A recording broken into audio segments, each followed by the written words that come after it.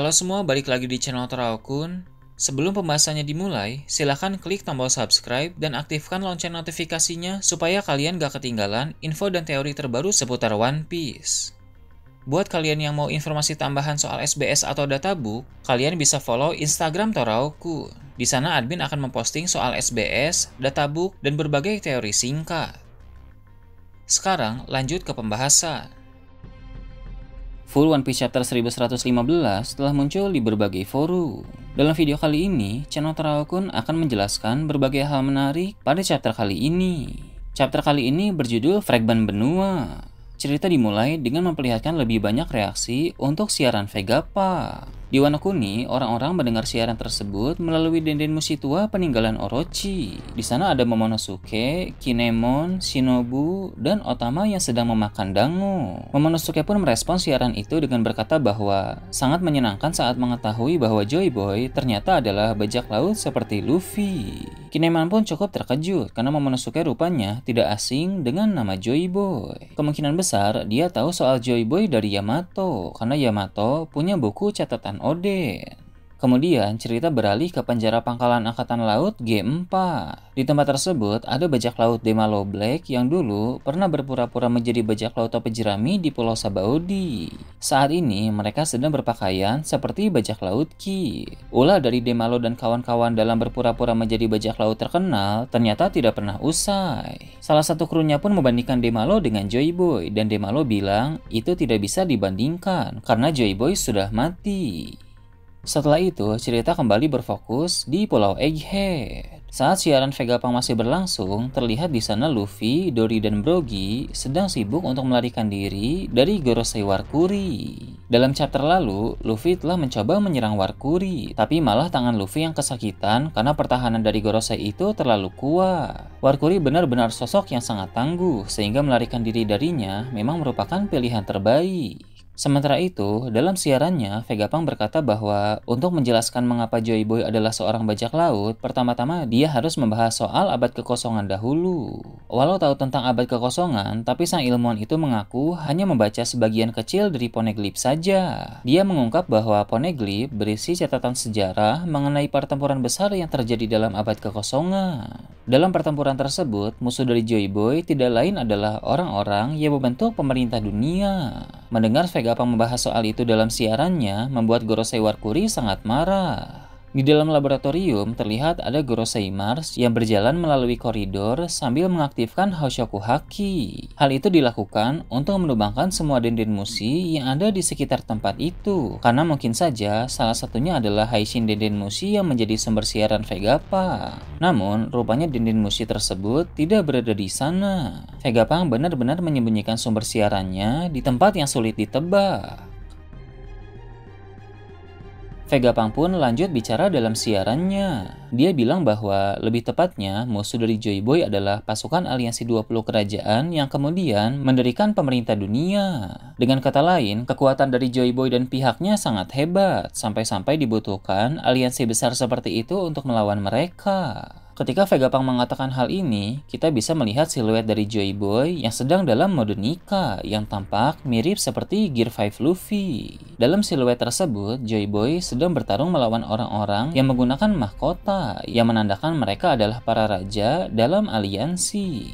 Kemudian Vegapunk berkata bahwa dia tidak memiliki informasi mengenai pemicu dari pertempuran itu, tapi dia bisa menggambarkan pertempuran tersebut sebagai bentrokan dari dua ideologi yang berbeda. Di Pulau Zou, para anggota suku Ming seperti Carrot dan Wanda sedang mendengar siaran Vegapunk. Zunisha juga mendengar hal tersebut. Zunisha adalah tokoh sejarah yang sudah ada sejak abad kekosongan dan juga saling mengenal dengan Joy Boy. Apa yang sedang diungkapkan oleh Vegapunk ini harusnya sudah diketahui oleh sang gajah purba itu. Vegapunk melanjutkan bicaranya dengan membahas mengenai tempat atau kerajaan di mana sang Joy Boy dilahirkan. Menurut sang ilmuwan itu, banyak orang pasti tidak percaya bahwa tempat seperti itu pernah ada 900 tahun yang lalu. Di sana terdapat banyak senjata dengan teknologi super canggih yang tidak bisa dibuat lagi pada masa ini, bahkan oleh sosok jenius seperti Vegapunk sekalipun. Teknologi di tempat tersebut benar-benar luar biasa. Sementara itu, terlihat ada bajak laut Foxy yang sedang mendengar siaran Vegapunk di sebuah perahu kecil. Banyak kru dari mereka yang telah tiada dan keadaan dari Foxy pun tampak memprihatinkan. Pesan Vegapunk akan masuk ke bagian yang lebih menarik, tapi sebelum itu diperlihatkan keadaan di Pulau Egghead, di mana Edison meminta Stussy untuk melarikan diri. Sementara itu di tempat Nami, sang navigator itu berkata bahwa mereka harus segera bergegas karena kapal bajak laut dari Elbaf telah dikepung oleh marinir. Zoro dan Jinbei pun tampak sudah dekat dengan Nami dan kawan-kawan, sehingga mereka memang harus bergegas cepat. Berpindah ke tempat Stussy, dia berbicara dengan sangat sedih kepada Kaku tentang keadaan Vegapunk yang telah mati.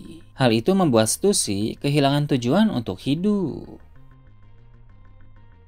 Beralih ke tempat lain di Pulau Egghead, Gorosei Nusjuro diperlihatkan. Sang Gorosei berpedang itu mencoba untuk menyerang Bonnie, tapi Franky menarik tubuh gadis tersebut untuk menghindari serangan Nusjuro. Hasilnya, tebasan dari Nusjuro malah mengenai kapal milik Elbaf, membuat bagian kepala kapal itu terpotong. Lalu, Nusjuro melakukan aksi yang epik dengan melompat ke udara, kemudian melancarkan tebasan yang sangat kuat ke arah Pangrecord. Tebasan dari sang Gorosei itu membelah awan yang ada di Pangrecord dan membuat para Serapim dan agen Cyberpol terbebas.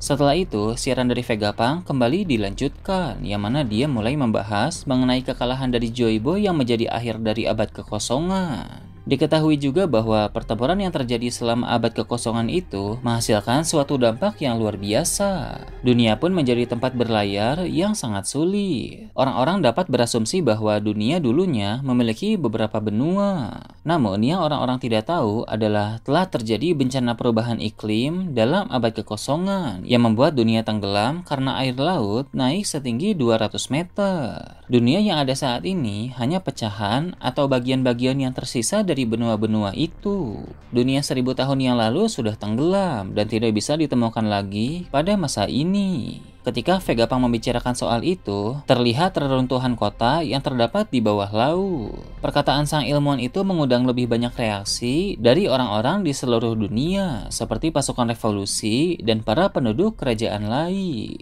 Vegapunk pun kembali melanjutkan pesannya dengan bilang bahwa mengapa permukaan air laut naik pada abad itu. Menurut penelitian Vegapunk, tidak mungkin bencana alam dapat menyebabkan perubahan sebesar itu hanya dalam waktu 100 tahun. Maka dari itu, Vegapunk berkesimpulan bahwa bencana itu sebenarnya buatan manusia. Ketika dia mendeteksi kenaikan air laut beberapa hari yang lalu, Vegapunk mencapai kesimpulan tentang alasan dan identitas di balik hal tersebut. Vegapunk pun dengan yakin berkata bahwa senjata kuno adalah penyebab yang menenggelamkan dunia 800 tahun yang lalu, dan senjata tersebut masih ada sampai sekarang ini. Tinggal menunggu hari untuk mereka digunakan kembali. Dengan kata lain, perang besar yang terjadi pada abad kekosongan masih belum berakhir. Pada bagian akhir chapter, Im-sama yang sedang berada di Marijois diperlihatkan. Dia berada di ruangan bunga bersama dengan beberapa kupu-kupu. Nah, itu tadi berbagai hal menarik pada chapter 1115. Gimana menurut kalian? Silahkan tulis di kolom komentar di bawah. Oke, segitu aja untuk pembahasan kali ini. Jangan lupa like, share, dan subscribe untuk video menarik selanjutnya. Gue Tora Okun, Shambles.